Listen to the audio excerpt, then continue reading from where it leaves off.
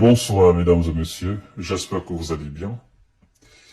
Alors, vous avez suivi comme moi, certainement sur le média français qu'on appelle LCI. Selon lui, qui a repris une information, toujours selon ce même média, une information issue d'un média russe de l'opposition. Et ce média aussi russe s'est basé sur une étude qui a été faite. Il faut bien préciser les choses. C'est LCI qui révèle qu'un média russe issu de l'opposition, n'est-ce pas, déclare que selon une étude, le groupe Wagner serait actuellement en recrutement pour envoyer des gens en Afrique. On a écouté des tralala sur cela. Des journalistes qui étaient sur le plateau de télévision. Alors, mesdames et messieurs, vous savez que, en réalité, ces gens n'ont plus rien à dire au fait. Sinon, posez-vous la question, pourquoi ils s'intéressent autant au groupe Wagner? Pourquoi? Et quand on dit le groupe Wagner a repris les activités et va envoyer ce qu'ils appellent des mercenaires en Afrique, la question est de savoir, le groupe Wagner avait-il cessé ses activités? C'est ça la question.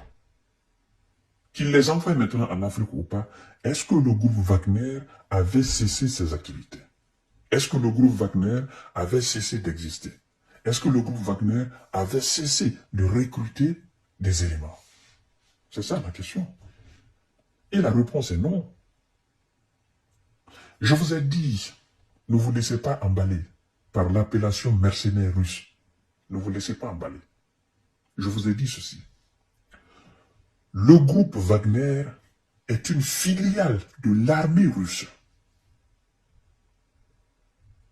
Je répète encore, le groupe Wagner est une filiale de l'armée russe.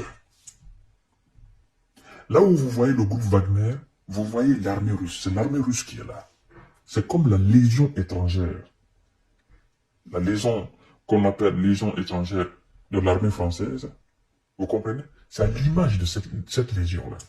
C'est comme la Navy, une partie de l'armée américaine qui se retrouve en Djibouti, qui se retrouve au Niger. C'est ça.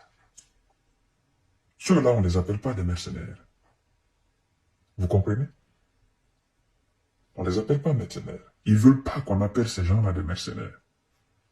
Et quand c'est les Russes, on les appelle des mercenaires. Détrompez-vous, ce ne sont pas des mercenaires. Ce sont des militaires très bien formés. Et même quand ils font des recrutements, ils ne font pas des recrutements parce qu'il faut prendre des gens pêle-mêle, non. Ils font des recrutements sur des bases légales. Et quand ils recrutent, ils les forment. Ce sont des militaires de haut niveau. Je dirais même que je peux même les qualifier comme des forces spéciales. Vous comprenez? N'est-ce pas, c'est le groupe Wagner qui a libéré Bakhmut, qui a pris Bakhmut, qui a chassé l'armée ukrainienne avec l'armée otanienne. N'est-ce pas, c'est le groupe Wagner qui a fait cela. Donc, quand vous entendez souvent mercenaires, groupe Wagner, machin, ne vous laissez pas emballer. Ce sont des militaires hautement qualifiés. Ce sont des militaires formés, mais très bien formés au combat. Ce sont des militaires qui sont formés à faire face à toute éventualité. Maintenant, l'autre question liée à l'Afrique, parce que quand on parle de l'Afrique, surtout ceux qui parlent de l'Afrique, ces médias qui parlent de l'Afrique, ils ne citent que quelques pays. Le Mali, le Burkina, le Niger, Centrafrique, et encore où? Il y a une forme de moquerie, il y a une forme de rabaisser ces pays-là pour dire, oh non, ce sont des pays africains qui traitent avec des mercenaires. Ça me fait rire. Ça me fait énormément rire. Le Mali ne traite pas avec des groupes groupe mercenaire. Le Mali est en coopération militaire avec la Russie. Il faut apporter cette précision, c'est très important. Le ministre de la Défense, c'est-à-dire le gouvernement malien a formé une délégation spéciale composée des éléments de la défense malienne et qui sont allés en Russie. Il y a aussi des représentants de la défense russe qui sont venus au Mali. Il existe une coopération militaire, légale, juridique entre l'État malien et la Fédération de Russie. Ça doit rester dans la tête des gens. Maintenant, si la Russie envoie des militaires russes issus du groupe Wagner, je dis bien des militaires russes issus du groupe Wagner, pour venir former des gens sur le sol malien, est-ce qu'on peut appeler ces gens-là des mercenaires? Si l'État malien demande l'assistance à la défense russe, si la Russie envoie des soldats russes issus du groupe Wagner pour venir assister le Mali, est-ce qu'on peut appeler ces gens-là des mercenaires? Non. C'est la même chose avec le Burkina. Nous avons vu le vice-ministre de la Défense russe qui s'est déplacé personnellement avec une délégation qui est venue au Burkina. La même chose s'est passée au Niger. On vous parle de défense, on parle de coopération militaire entre deux États. Le groupe Wagner ne peut pas mettre pied quelque part si la Russie n'a pas donné son accord. Ouvrez bien les yeux. Ceux qui vous parlent de mercenariat, ce n'est pas des mercenaires, c'est une filiale de l'armée russe. Et c'est l'État russe qui envoie sur le groupe Wagner où il veut l'envoyer. C'est le cas de la Syrie. Vous pensez que ces gens se sont levés un beau matin pour partir en Syrie? Mais non! C'est la Russie qui a envoyé des militaires là-bas. Et ces militaires sont issus du groupe Wagner. Qui a envoyé le groupe Wagner en Ukraine? Pensez-vous que le groupe Wagner s'est levé tout seul pour venir? Le groupe Wagner, c'est qui? C'est l'armée russe. Ce sont des forces spéciales de l'armée. C'est une force terrible de l'armée russe. Ils ne sont pas comme des militaires standards. C'est comme les forces spéciales dans une armée.